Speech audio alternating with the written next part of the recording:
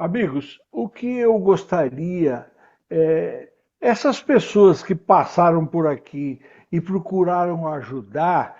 Eu sempre falo às vezes de Cristo, e Buda também e tal, mas o Buda ele deixou algumas marcas curiosas e interessantes de coisas que cada um de nós pode desenvolver e ele ensinava as pessoas a desenvolverem isso. Como a ferramenta dele é meditação e nós trabalhamos com isso.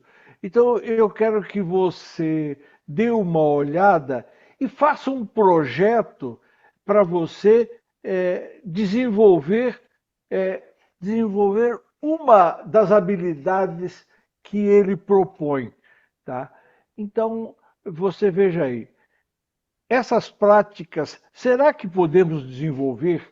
Então, na história de Buda, ele procurava os seus discípulos de todos os níveis e cuidava de cada um no nível de cada um para que se desenvolvesse até onde cada um pode chegar. Então, eu queria que você observasse as habilidades que ele desenvolveu. Então, veja, eu vou trabalhar em cada uma delas e depois vou explicar. Sabedoria profunda. Então, essa é uma das habilidades de Buda. É, compaixão infinita. Meditação profunda. Isso é o que nós praticamos hoje com o Afonso. Habilidade de ensinar. Nem todos têm essa habilidade. Então, é, é, eu acho importante que, de repente, você diga assim: olha, eu descuidei disso, mas eu posso desenvolver a habilidade de ensinar. E dá uma olhadinha no que você pode ensinar para os seus aí. E uma outra coisa importante que ele desenvolveu foi a clarividência. Então, ó, sabedoria profunda, compaixão infinita, meditação profunda, habilidade de ensinar e clarividência. Então, quais dessas te chamam a atenção, pode te interessar? Então, a sabedoria profunda. Eu não vou pronunciar as palavras que eu não sei bem a pronúncia, então vou deixar para você. Então, Maia, sabedoria Maia. profunda. Buda alcançou uma compreensão completa e clara da natureza da existência, compreendendo as quatro nobres verdades e o funcionamento do karma, da interdependência de todas as coisas. Deixa eu mudar aqui de todas as coisas. Agora veja bem, eu, eu deixa tem uma aqui, ó. As quatro verdades de Buda. Então essas quatro nobres verdades, eu fiz esse quadrinho aqui e depois eu vou colocar esse quadrinho no grupo para você olhar ele com cuidado. É, a existência a existência traz dor. Então, ele diz o seguinte, que uma verdade é que a pessoa que vive, ela sente dor. É, a origem da dor é o desejo. Olha, a existência traz dor. A segunda, a origem da dor é o desejo. O terceiro, o fim da dor é possível com a libertação total do desejo. O fim da dor só é possível com a libertação total do desejo. O item 4 é: o caminho para superar o sofrimento é feito de procedimentos corretos. O caminho para superar o sofrimento é feito de procedimentos corretos. É,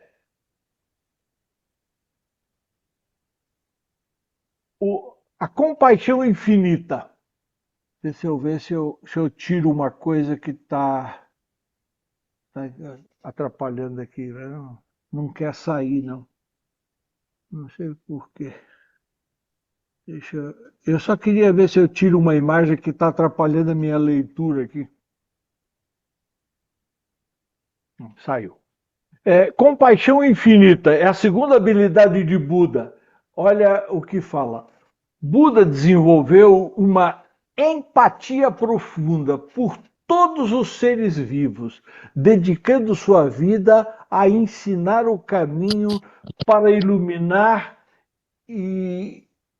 iluminar e o fim do sofrimento.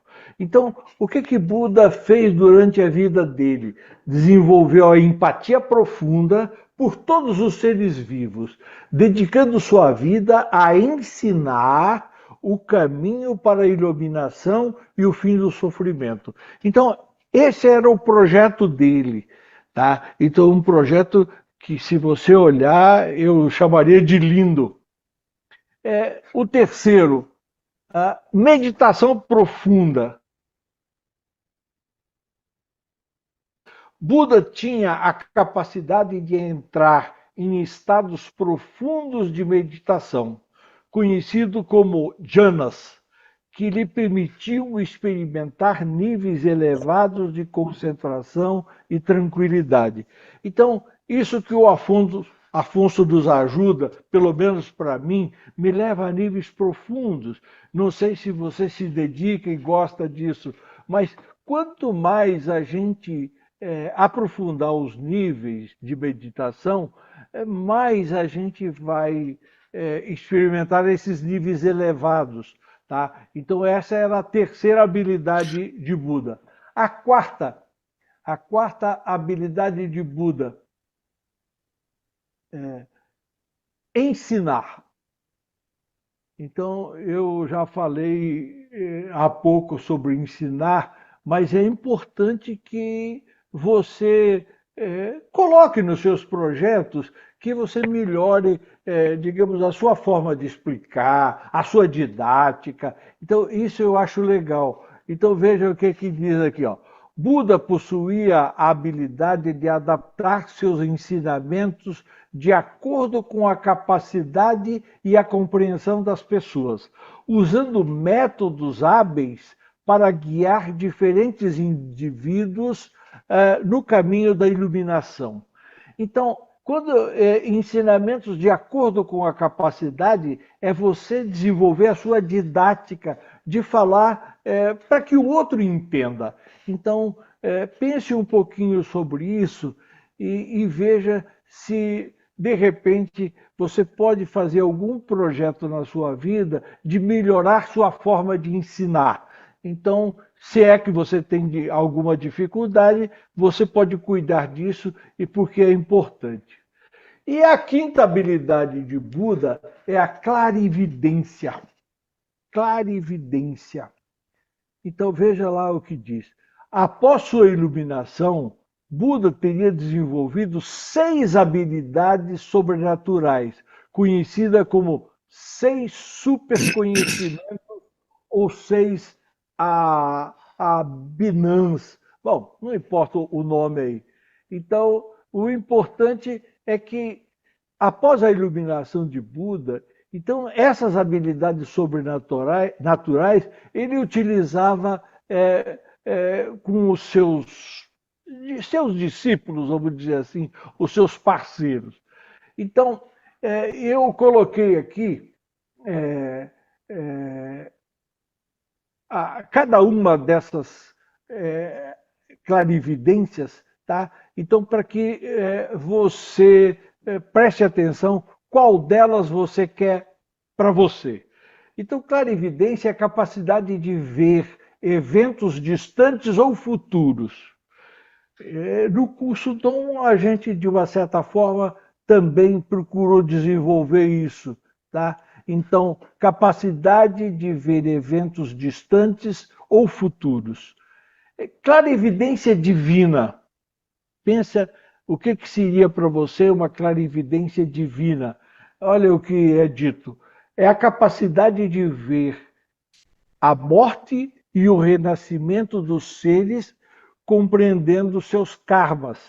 Então, é se você aprender, se projetar numa pessoa e ver é, outras vidas dela, então isso é clarividência divina, que, segundo ele, cada um de nós pode um dia desenvolver isso. Audição divina. Então, clarividência, clarividência divina, audiência divina. O que era para ele?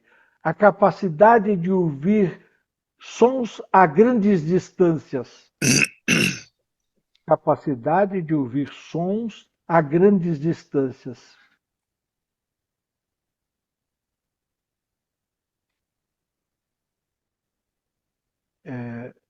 Eu tenho uma coisa que está em cima da minha tela aqui.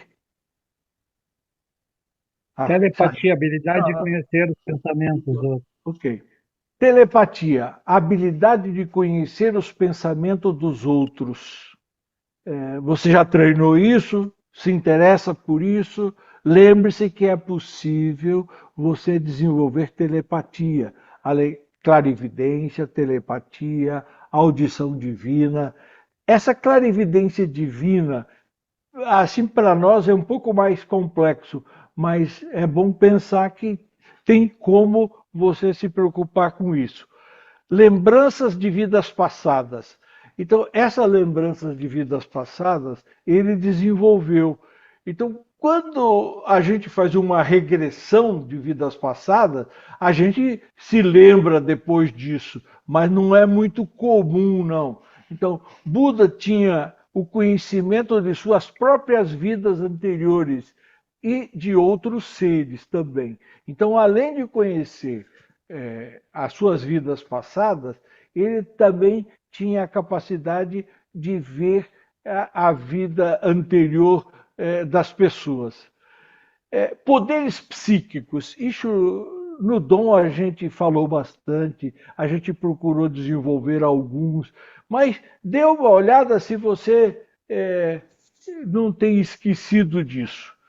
A habilidade de se mover de formas sobrenaturais, como levitar ou atravessar objetos sólidos, ou se projetar mentalmente em objetos, aquilo que a gente de repente faz para percepção. Então, são coisas que a gente pode desenvolver. Então, dentro do desenvolvimento de Buda, as clarividências deles estão nesses tópicos aqui, que você pode pensar e ver se tem algum que interessa, que você vai praticar, porque isso é importante no nosso desenvolvimento.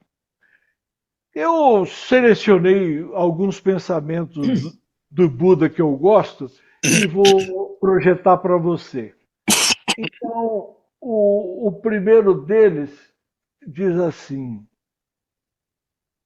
assim como uma mãe pro- protegeria o seu único filho com a sua própria vida, assim também quem dá que cada um cultive amor sem limites por todos os seres.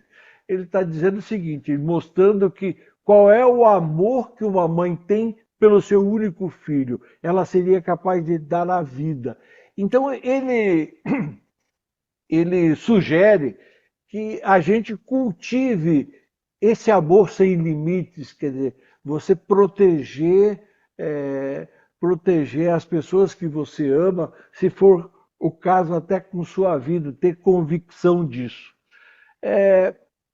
Uma outra que eu gostei aqui que diz assim: preocupações não nos tiram os problemas de amanhã, elas tiram-nos a paz de hoje. Então, as preocupações, elas mexem com o nosso hoje. É bom ficar ligado e ver se você se preocupa muito com o futuro aí, tem que tomar cuidado. Se um homem fala ou age com o pensamento puro, A felicidade o acompanha como uma sombra que jamais o deixa. Então, se você se livra de pensamentos maus, então a felicidade vai estar sempre do seu lado. Então é bom a gente lembrar disso. Olha, ele fala de uma forma simples. Se um ser humano fala ou age com um pensamento puro, limpo, a felicidade o acompanha como uma sombra que jamais o deixa. Esse outro diz assim: o problema é que a gente escuta já pensando em retrucar e não entender. Ou seja, você já quer discutir o negócio, em vez de ouvir, pensar, refletir, qual é o tamanho do outro, por que, que ele pensa assim. Então a gente já quer discutir, retrucar. Então eu achei legal que a gente pense sobre isso também. Nesse outro ele diz assim: o segredo da saúde mental e corporal está em não lamentar o passado, não se preocupar com o futuro, nem se adiantar aos problemas, mas viver sábia e seriamente o presente. Então, está dizendo o seguinte: viva o seu presente, curta o seu presente, deixa o passado para lá, deixa o futuro que ele vai chegar, só trabalhe energizando os seus desejos, né? E pense sobre isso. Duas coisas que você tem de lembrar: cuidar dos seus pensamentos quando você está sozinho, e cuidar das suas palavras quando você estiver com outras pessoas. Eu achei bem legal a gente pensar sobre isso. Cuidar dos seus pensamentos quando você está sozinho. Você está sozinho e começar a criar minhoca na cabeça, você está arranjando o problema para você. E cuide das suas palavras quando você está com os outros. Existem três classes de pessoas que são infelizes. Preste bem atenção. Existem três classes de pessoas que são infelizes: as que não sabem e não perguntam, as que sabem e não ensinam, e a que ensina e não faz. Então, isso a gente tem que pensar, porque de vez em quando a gente cai numa dessas aqui. A que não sabe e não pergunta. Eu não entendo isso. Por que, que não procura uma pessoa e vai perguntar? A que sabe e não ensina, guarda para si, é ruim. E a que ensina, ensina, digamos, só informações e não coloca em prática para transformar em conhecimento. Tem que pensar nisso, porque às vezes a gente faz isso também. Felicidade nunca diminui ao ser compartilhada. Eu achei muito legal isso. Felicidade nunca diminui se for compartilhada. Se a sua alegria você procurar distribuir para os outros, você aumenta ainda mais sua alegria. Eu gostei dessa árvorezinha para a gente fazer a pergunta: o que, que está faltando na minha vida? Eu vou começar aqui: paciência, carinho, compreensão, dedicação, amor, harmonia, respeito, alegria, fé, diálogo. Aonde eu estou mais fraco? O que, que eu vou me ligar e cuidar um pouquinho mais? Eu vou repetir as palavras: paciência, carinho, compreensão, dedicação, amor, harmonia, respeito, alegria, fé. Achei importante isso. A gente, quando começa a observar as meditações de outros grupos, eu aprendi a meditação transcendental e meu mestre, na minha iniciação, ele me deu um mantra. Mas aí eu procurei os mantras mais utilizados no mundo. Então, olha para esse aqui. Om Mani Padme Hum. Lê-se Om Mani Padme Hum. Quer dizer, da lama nasce a flor de lótus. Isto é, nas maiores dificuldades encontramos oportunidades preciosas e temos acesso aos presentes de Deus. Associado ao Buda da compaixão. Esse é um dos mantras indianos mais praticados no mundo. Então, quer dizer, ao invés de a gente ficar energizando como a gente estava ouvindo a música, você faz o seu relaxamento, a sua meditação e escolha um mantra e experimente repetir ele mentalmente, só o mantra, respirando e repetindo o mantra, e veja se isso vai te ajudar. O outro é assim, ó, Om Shanti Om. Om Shanti Om. Então, observe, mantra de paz do hinduísmo pode ser apenas uma saudação. No entanto, ser repetido muitas vezes induz a um estado de relaxamento profundo, calma interior e bem-estar, indicado também para elevar a consciência durante a prática da meditação. Então, eu achei interessante que você, de repente, experimente para ver se causa algum efeito em você. O terceiro que eu escolhi para dar a dica é dizer assim, Om Namah Shivaya. Om Namah Shivaya. Deve ser repetido 4 vezes, sempre com uma longa pausa entre as repetições, relacionada aos deuses hindu, Shiva, que representa o poder da consciência. Assim, as sílabas ajudam a despertar os princípios que governam os primeiros 5 chakras básicos, o básico umbilical, o plexo solar, o cardíaco e o laríngeo, ou seja, ajuda a desenvolver isso. Eu coloquei o meu aqui em cima, que o meu mestre de meditação transcendental deu, Ham Sou. Eu sou ele, eu gosto desse. Ham Sou. Ham Sou. Então associa ele com a respiração e fica fazendo um determinado tempo. E eu gosto. Se você quiser, experimente e veja se vai ser bom para você. Aí, sobre o que eu falei, deve ter ficado muitas dúvidas, só que nós vamos deixar para o papo livre, né? Então eu quero dizer para você, gratidão pela sua atenção e participação, um forte abraço e que a gente consiga conversar um pouco mais e aprender um pouco mais. Meu amigo Muito Júlio, legal. muito obrigado, muito legal. Eu tenho vários comentários para fazer. Primeiro que eu queria pedir para você é o seguinte: todas as suas palestras, você sempre coloca muitos pensamentos, essas coisas todas.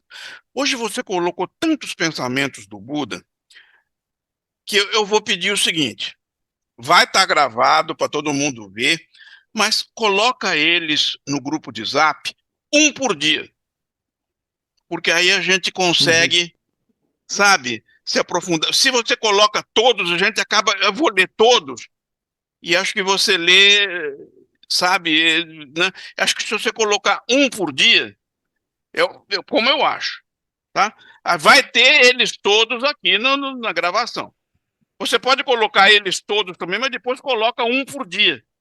Eu acho que aí a gente consegue usufruir mais. Deixa eu.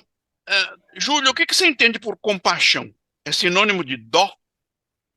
Não, compaixão, compaixão é o seguinte, você quer tirar o desconforto do outro. A compaixão é como se você se envolvesse com o outro para dividir o que ele está sentindo. Para mim é assim, entendeu?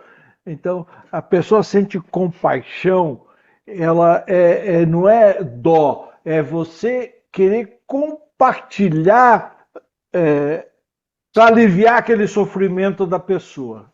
Para mim é assim, pô. Porque é para você, Antônio? Eu vejo muito como se fosse empatia. A Empatia. compaixão e empatia, para mim, seriam sinônimos. Talvez exista alguma diferença no dicionário, mas eu não consigo perceber essa diferença. Mas eu queria comentar um negóciozinho sobre o geral, né?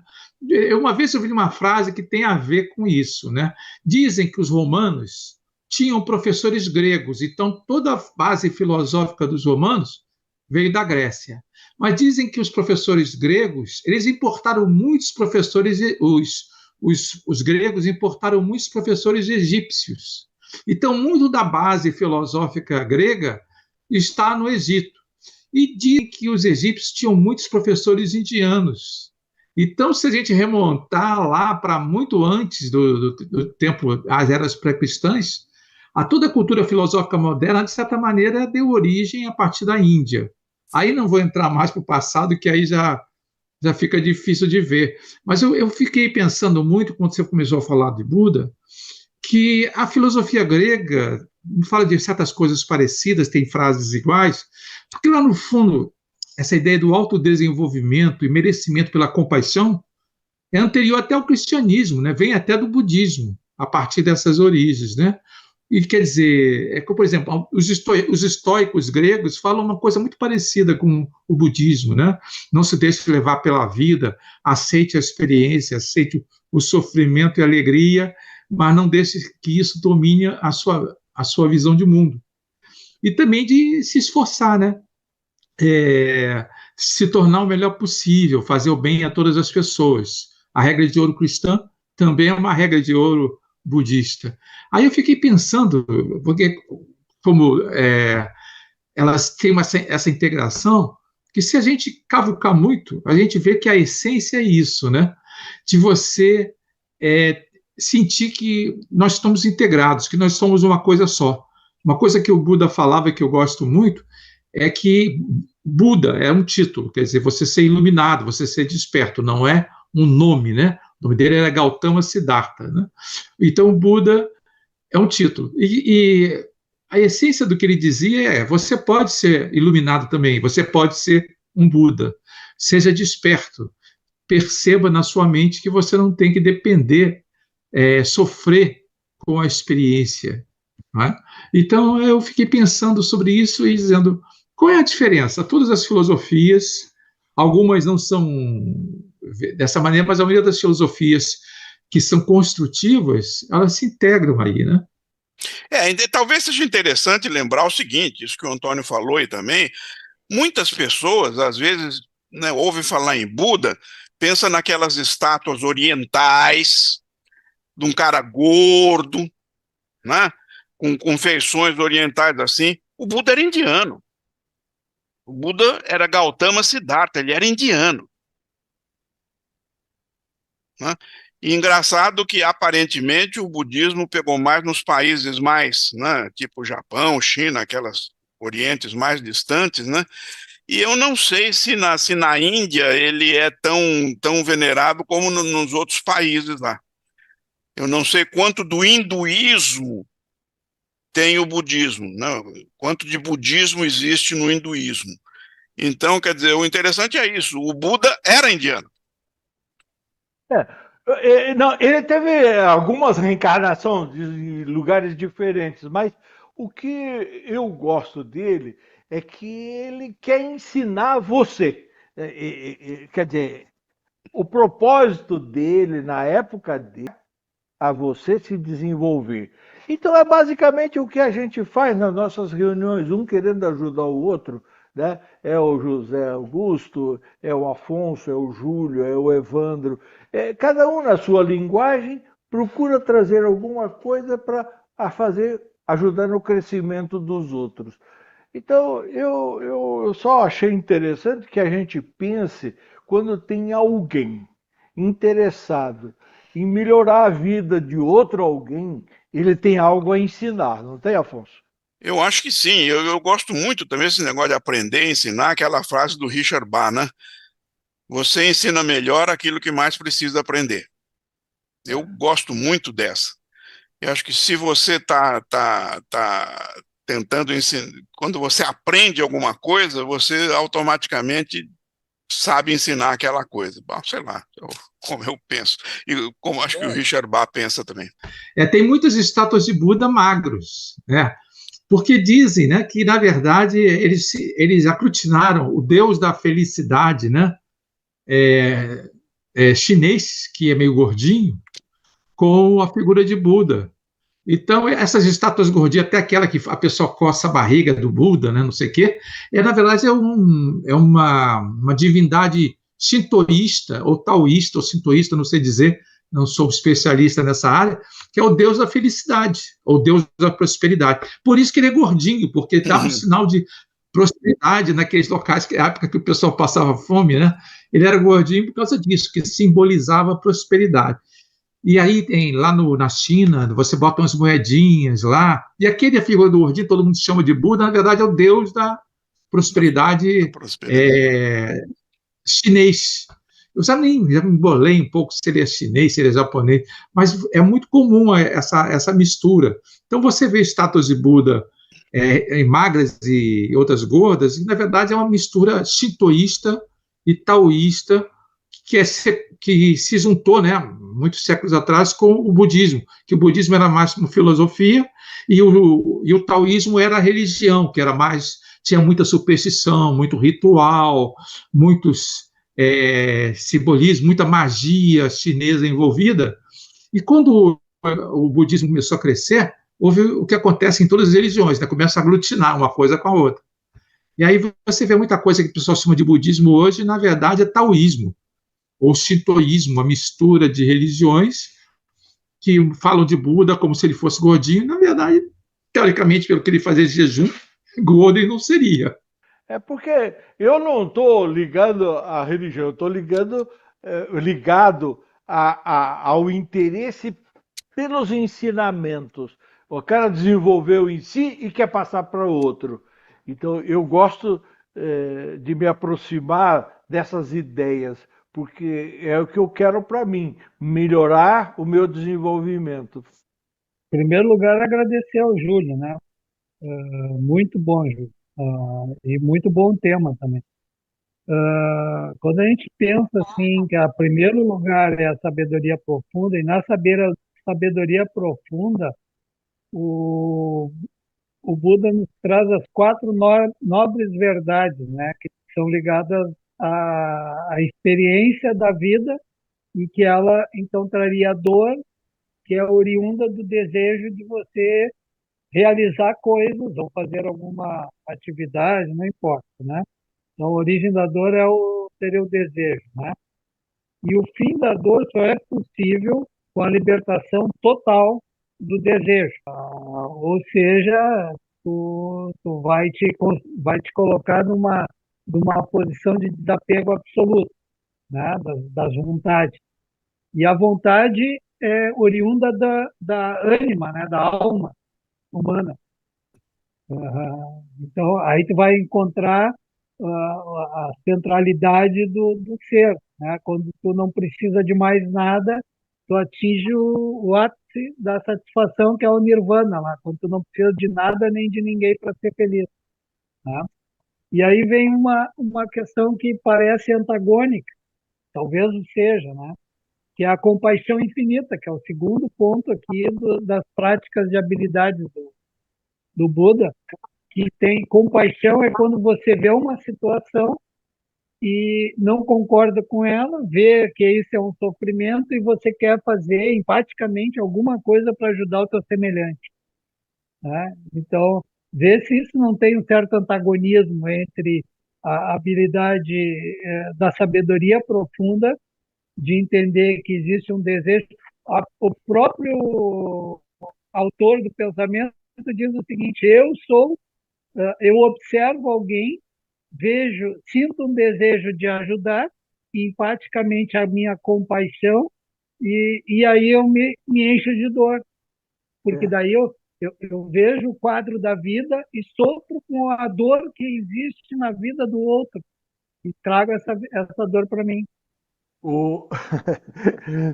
Eu ouvi uma história, eu não li direitinho, vou contar para vocês como é que um dos Budas foi iluminado, quer dizer, como é que ele recebeu a iluminação. Então, ele estava praticando, aí diz que se reuniram dois anjos ou dois deuses, né? E disseram, vamos fazer um teste com Buda? Vamos. Um se transformou numa pomba e o outro num gavião. Então preste bem atenção. Aí a pomba veio e caiu no colo de Buda como se tivesse machucada. Aí Buda pegou a pomba e começou a cuidar dela. E de repente chegou o gavião. E disse assim, escuta, eu estou com fome, essa pomba está machucada, me dá ela. Buda falou, dou não, eu vou cuidar dela.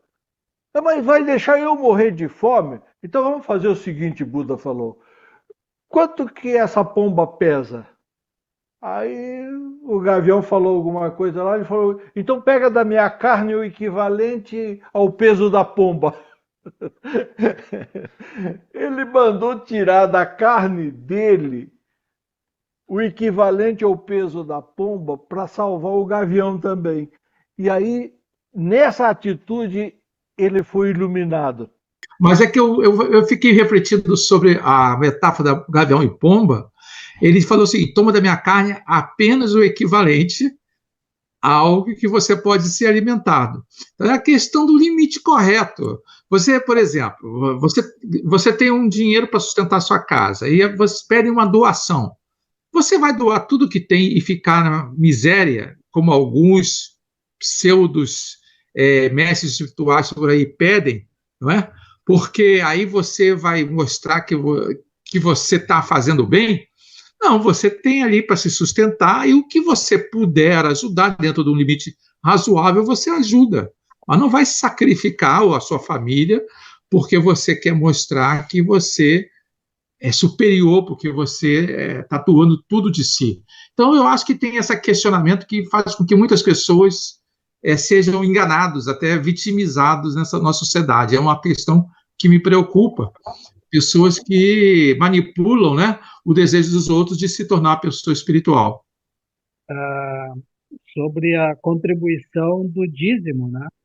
O dízimo não é qualquer 10%, né? Não é assim, eu vou pegar o meu salário, vou pegar os meus rendimentos, vou pagar as minhas contas, os boletos, e se sobrar, eu vou pegar 10% do que sobrou e vou pagar lá para a igreja, pastor, não sei.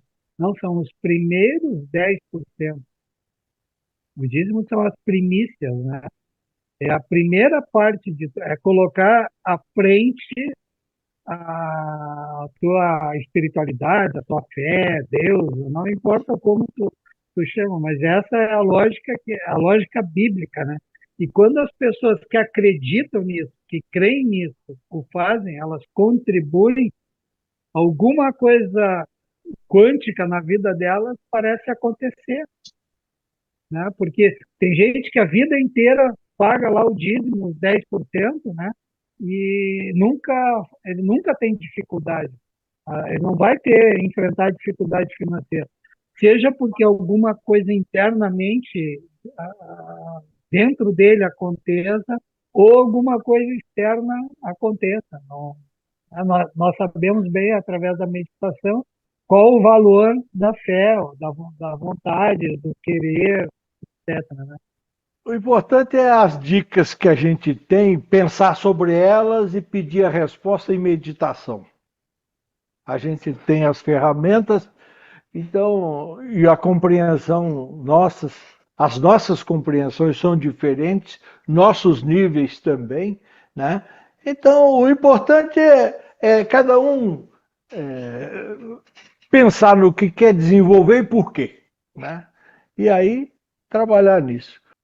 Aquelas primeiras 5 lá que eu citei, o que ele ensinava para os discípulos dele, cada um no seu tamanho, era para desenvolver uma daquelas 5 habilidades lá. Tá, mas Das como que primeiras. ele fazia para ensinar? Falou que ele se adaptava o discurso àquilo que as pessoas entendiam. Ele explicava. Por exemplo, se você quer saber o que que faz, é, por exemplo, o jejum. Aí eu quero desenvolver percepção. Então, se você fizer o jejum e com o desejo de perceber, trabalhar com alguém à distância e fazer os testes e tal, então vai ter uma hora que você vai liberar um quanto de energia que você vai conseguir fazer a percepção correta. Então, é uma questão de quanto da minha energia eu vou usar no meu projeto. No momento em que você usar a quantidade certa, você vai ter a resposta. É mais ou menos a ideia, olha, eu não vou te dar essa pomba, porque eu vou cuidar dela. Pode tirar um pedaço de carne equivalente ao da pomba. Né? Então, quer dizer, quando você quer desenvolver uma habilidade, você tem que pagar o preço. Eu acho. Quer dizer, desenvolver uma habilidade sem pagar o preço, eu acho difícil.